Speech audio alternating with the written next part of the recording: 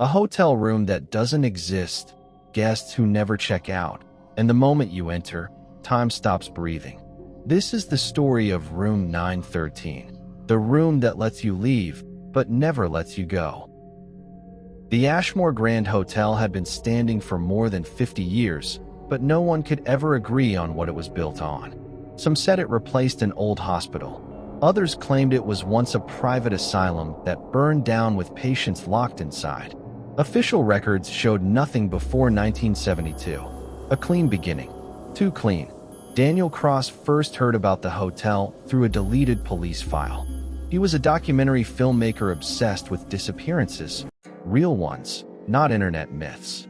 While researching unsolved cases in Washington state, he noticed a strange pattern. Over the last 3 decades, multiple missing person reports mention the same location as the last confirmed place the victims were seen, the Ashmore Grand Hotel. Different ages, different professions, no connection, except one detail that had been blacked out in every file. Room number.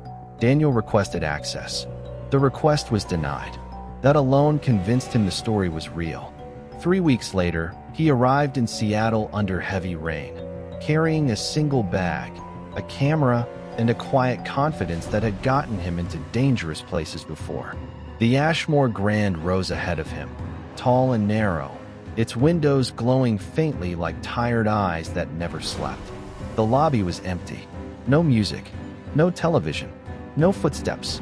The receptionist sat behind the desk, motionless, her pale face lit by a flickering monitor. She looked up slowly when Daniel approached. "I have a reservation," he said. She typed his name, then stopped. Her fingers hovered over the keyboard. "You'll be staying one night," she said flatly. Daniel nodded. "That's right." She hesitated, then handed him a key card without meeting his eyes. "9th floor," she whispered. "If you hear knocking, don't answer." Before Daniel could respond, she turned away. The elevator doors closed with a dull metallic sound. As it ascended, the lights flickered. The digital display glitched, briefly showing numbers that made no sense. 12, 3, 0, before settling on 9. The doors opened. The hallway was darker than the others, lit by dim yellow bulbs that buzzed softly. The carpet smelled damp, like it had absorbed years of spilled water and never dried. Daniel stepped out and felt an immediate pressure in his chest, as if the air itself were heavier.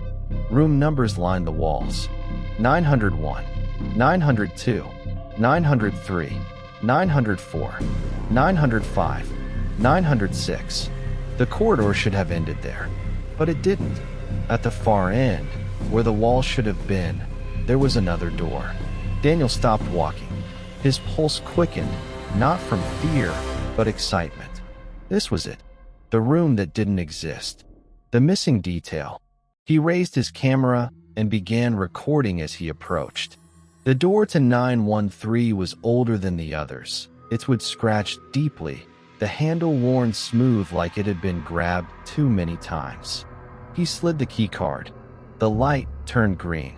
The moment he stepped inside, the door slammed shut behind him. The sound echoed unnaturally loud. The room was far larger than any hotel room should be. The ceiling was high, the walls too wide apart, stretching into shadow. A single bed sat in the center, perfectly made. A desk stood near the window, though the window showed nothing but darkness, as if the city outside had vanished. The air was warm, thick. It smelled faintly of metal.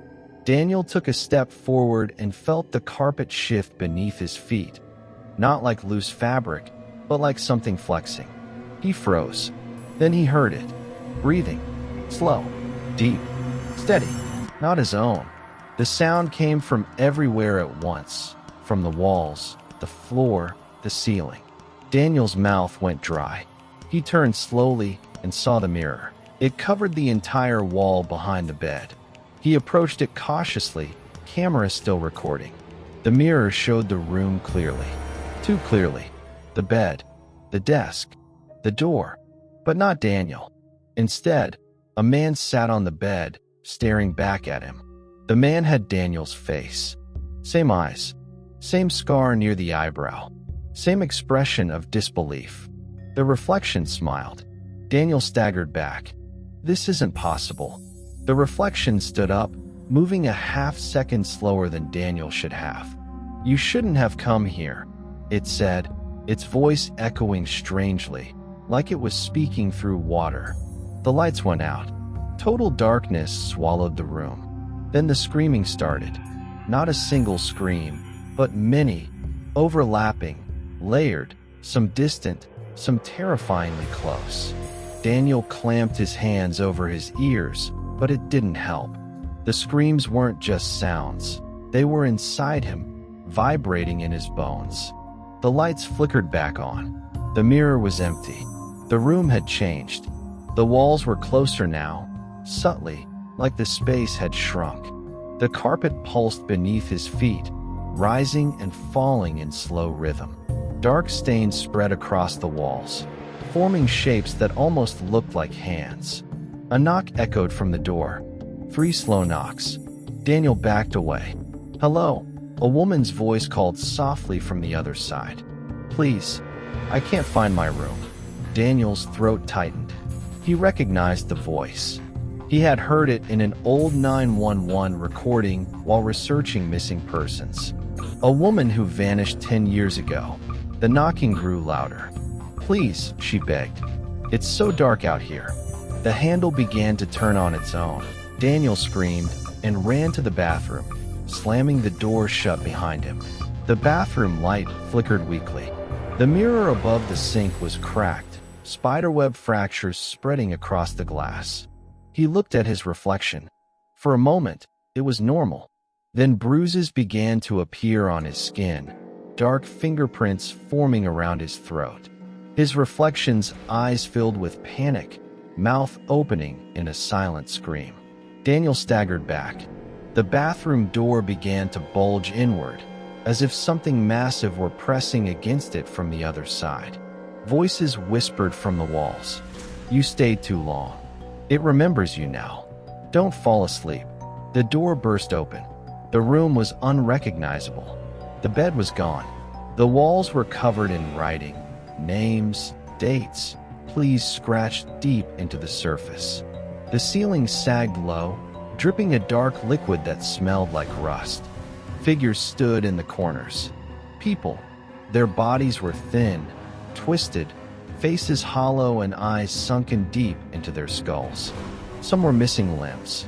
Others had mouths stretched impossibly wide, frozen in eternal screams. They all looked at Daniel. One stepped forward. A man in a torn suit, his face half-rotted but still recognizable from a missing poster Daniel had seen earlier that day. It feeds on time, the man said weakly. It keeps us between moments. We never die. We never live. The walls began to close in faster now, the room contracting like a lung exhaling its final breath. Daniel felt pressure crushing his chest, his vision blurring. The mirror reappeared. This time, it showed the hotel hallway outside. Normal, quiet, empty. The reflection, his reflection, stood beside him. This is where you switch, it said calmly. The floor split open beneath Daniel's feet. He fell.